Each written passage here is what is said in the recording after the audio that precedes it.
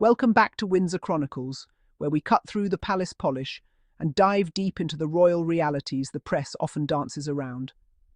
I'm your host, and today's episode shines a rather unflattering light on the Duke of York, Prince Andrew, and the growing mystery around his finances, his home, and his supposed inheritance from Queen Elizabeth II.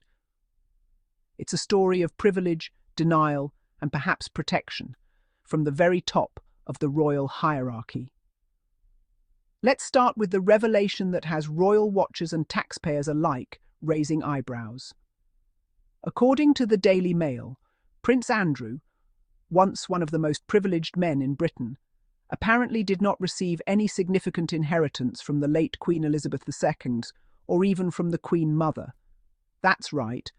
Despite his long royal lineage, his grand 30-room mansion at Royal Lodge, and his history of high living, the Duke's finances appear to be, shall we say, less than regal. Now, you might remember that earlier this year, the Times uncovered another shocking detail. Prince Andrew hasn't paid rent on Royal Lodge for nearly 2 decades. 2 whole decades. And yet, King Charles, we're told, has no legal right to evict him. But that's only half true.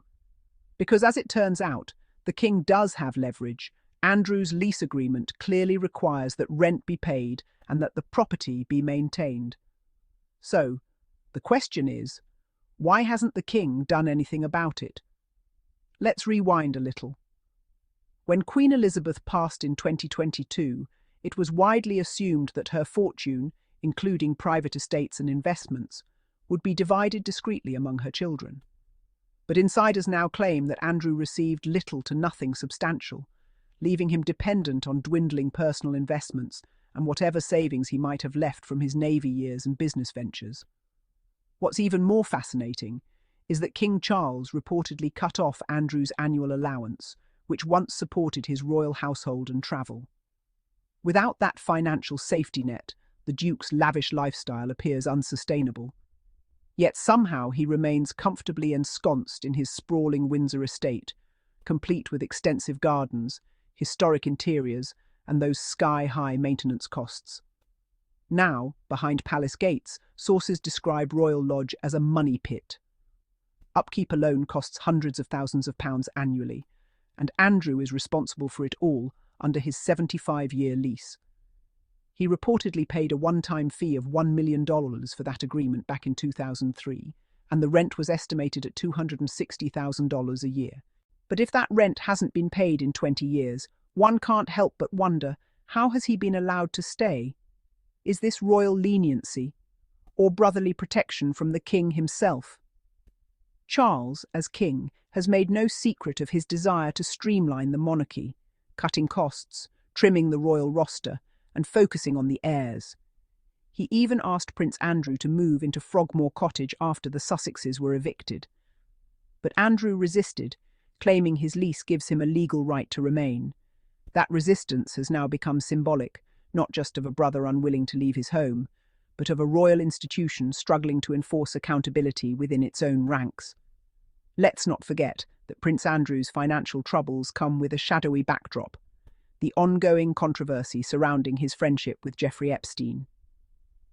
Recent interviews, including one by BBC Newsnight and another with journalist Amy Wallace, who co-authored Virginia Giuffre's book, reaffirmed that Andrew was indeed present at Epstein's various properties, including the infamous island. Every reminder of that scandal chips further away at Andrew's credibility and the royal family's carefully guarded image. So, what are we really seeing here? A prince who overplayed his privilege, a monarch torn between loyalty and public perception, or a system where accountability depends on who you are, not what you've done. It's hard not to see a contrast between how swiftly the Sussexes were moved out of Frogmore and how leniently Andrew's case has been handled. One rule for some, another for others. That's the perception many Britons are left with. At the end of the day, the story of Prince Andrew is no longer just about a fallen royal. It's about what the monarchy represents in a modern world, and how much longer it can cling to secrecy, silence, and selective justice. If Andrew truly didn't receive a significant inheritance, if he hasn't paid rent in 20 years, and if King Charles continues to protect him from consequence, then the question isn't whether the monarchy has changed, it's whether it ever truly will. Thank you for joining me on this episode of Windsor Chronicles. If you enjoyed today's deep dive, be sure to follow, subscribe, and share the podcast. We'll be back next week with more insights into the royal world, beyond the headlines and behind the palace walls. Until then, I'm your host, reminding you, sometimes the crown's brightest shine hides its darkest corners.